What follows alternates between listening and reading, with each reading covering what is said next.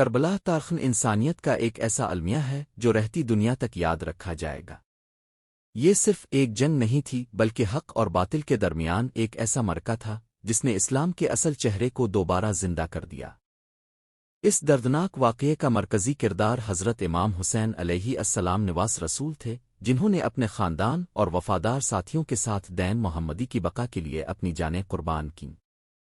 پس منظر واقعہ کربلا سن 61 ہجری میں پیش آیا۔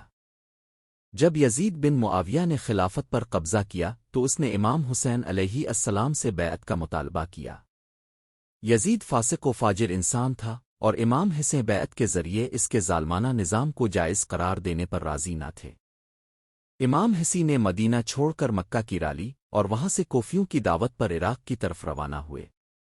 سفرن کربلا امام حسین نے اہل بیت اور چند وفادار ساتھیوں کے ساتھ کوفہ کا سفر شروع کیا، مگر راستے میں خبر ملی کہ کوفہ کے لوگ خوف و لالچ کی وجہ سے امام کا ساتھ چھوڑ چکے ہیں۔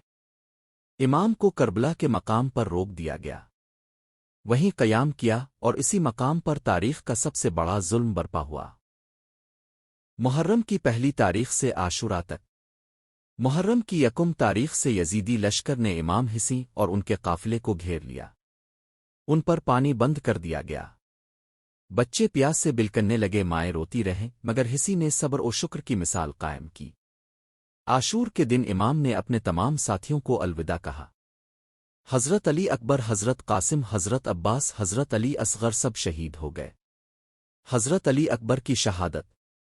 حضرت علی اکبر امام حسین کے جوان بیٹے سب سے پہلے میدان میں اترے۔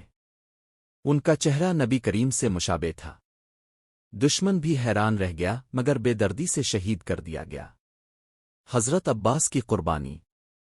حضرت عباس علمدان کربلا امام کے وفادار بھائی بچوں کے لیے پانی لینے فرات تک پہنچے۔ مشک تو بھری مگر بازو قلم کر دیے گئے۔ وہ مشک دندانوں میں تھامے خیموں کی طرف چلے مگر شہید کر دیے گئے۔ حضرت علی اصغر کی مظلومیت۔ جب سب شہید ہو گئے تو امام نے اپنے شیر خوار بیٹے علی اصغر کو میدان میں لے جا کر پانی مانگا۔ ہرملہ نامی درندے نے 3 نوک والا تیر مارا جو علی اصغر کے گلے سے پار ہو گیا۔ امام نے آسمان کی طرف رخ کر کے کہا، پروردگار، یہ قربانی تیرے لیے قبول ہو۔ امام حسین کی شہادت۔ آخرکار امام حسین اکیلے رہ گئے۔ وہ زخموں سے چور میدان میں اترے۔ یزیدی لشکر نے چاروں طرف سے گھیر کر حملہ کیا۔ ظالم شمر نے امام کے گلے پر خنجر چلایا۔ شہادت کے بعد ان کا سر نیزے پر بلند کیا گیا۔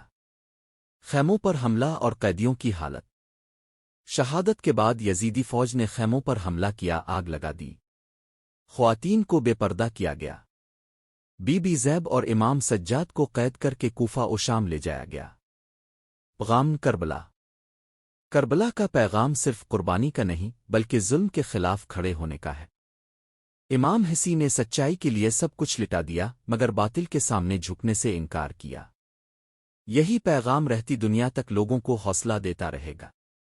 اختتامیہ۔ کربلا کا واقعہ ہمیں یہ سکھاتا ہے کہ دین کی خاطر ہر قربانی دی جا سکتی ہے، لیکن ظلم کے سامنے سر جھکانا ایمان کی توہین ہے۔ حسین نے نہ صرف اسلام کو بچایا بلکہ ہمیں بھی یہ سکھایا کہ حق ہمیشہ غالب ہوتا ہے، چاہے قربانی کتنی ہی بڑی کیوں نہ ہو۔